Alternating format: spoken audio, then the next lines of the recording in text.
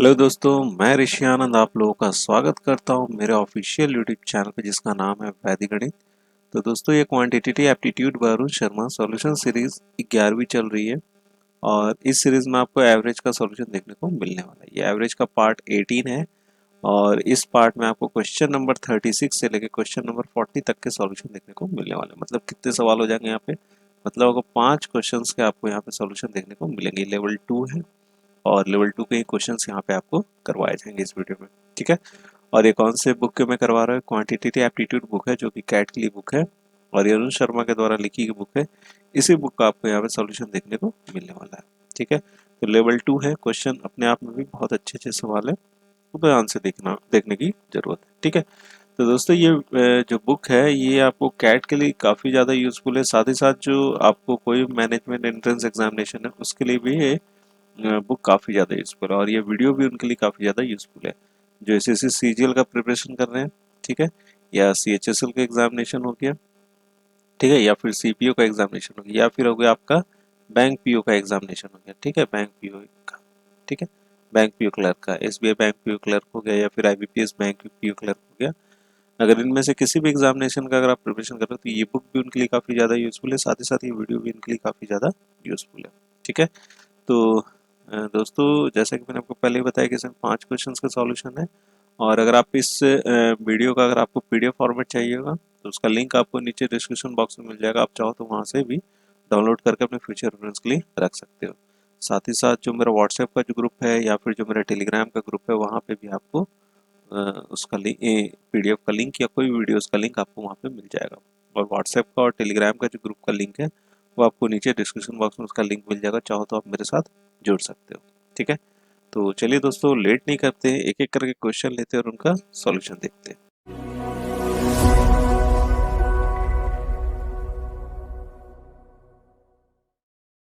हाँ तो दोस्तों पहला सवाल आपकी स्क्रीन पर है और इस सवाल में ये कहा जा रहा है कि the average salary of employees in TCP is 20,000 and the average salary of managers being 40,000 and the management trainees being 5,000, the total number of workers could be, ठीक है।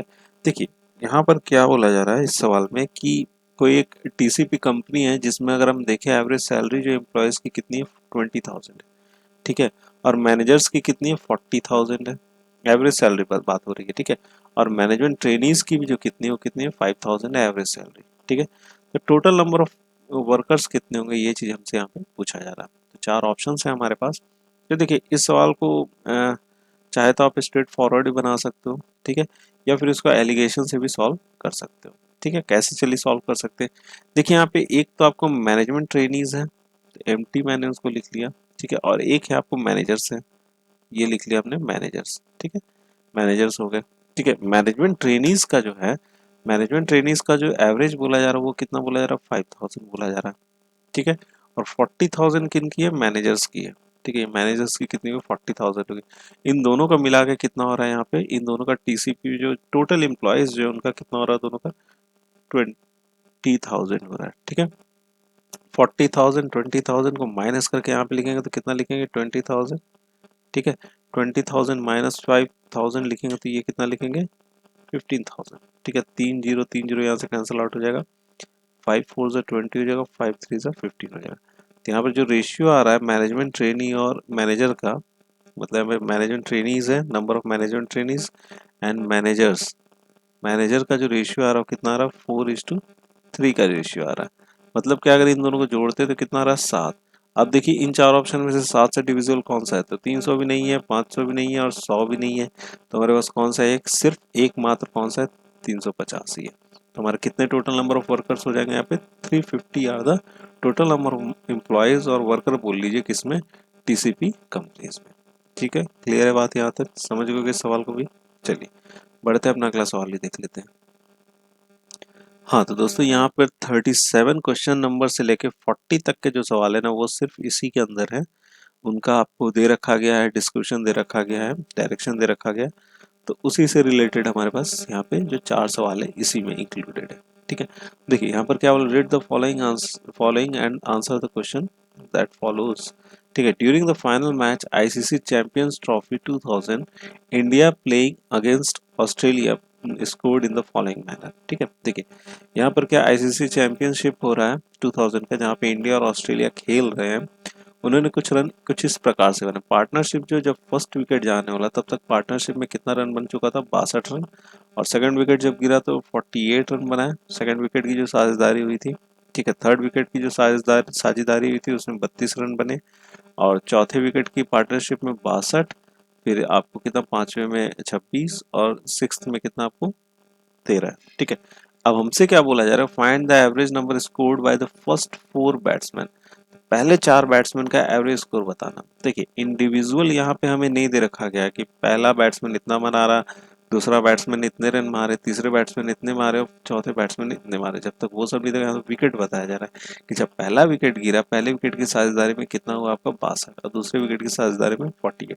कौन कितना बनाया ये तो यहाँ पे हमें नहीं पता चल रहा है। तो यहाँ पर डी ऑप्शन क्या हो जाएगा, करेक्ट आंसर है, क्योंकि हमें तो बता ही नहीं सकते ना। अगर हम इंडिविजुअल बताओगे तभी तो बता पाएंगे। यहाँ पर सी एन डी हो जाएगा, that is can not be determined. ठीक है, अब देखिए 38 नंबर आ जाते हैं। The maximum average run scored by the first 5 batsman could be. ठीक है, देखिए पहले 5 का आपसे यहाँ पे पूछा जा रहा है कि बैट्समैन ने कितने बनाए होंगे, एवरेज उसका बताना, मैक्सिमम कितने बना सकते हैं।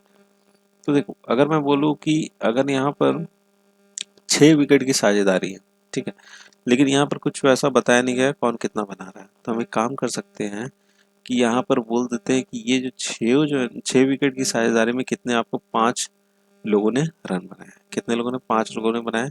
और हम बोल दे रहे हैं कि हम ये चीज़ बोल सकते हैं कि छठा और सातवां ने कोई रन नहीं बनाया। ठीक है, जैसे यहाँ पर क्या पहला और 2 खेल रहे हैं। ठीक है, और यहाँ पर कौन कौन से खेल रहे हैं आपको दूसरा और तीसरा मान के चलो। ठीक है, जब हमारा सेकंड विकेट गिर रहा है, पहला विकेट यहाँ पे गिरा, तीसरा और चौथा यहाँ पे खेल रहे, चौथा और पांचवा खेल रहे, और पांचवा और छठा खेल रहे, और छठा और सातवां में काम करके चलते कि छठा और सातवां ने कोई रन नहीं बनाया, उसको इंक्लूड नहीं करा, हमें सिर्फ कहाँ तक इंक्लूड करना, 5 तक इंक्लूड करना।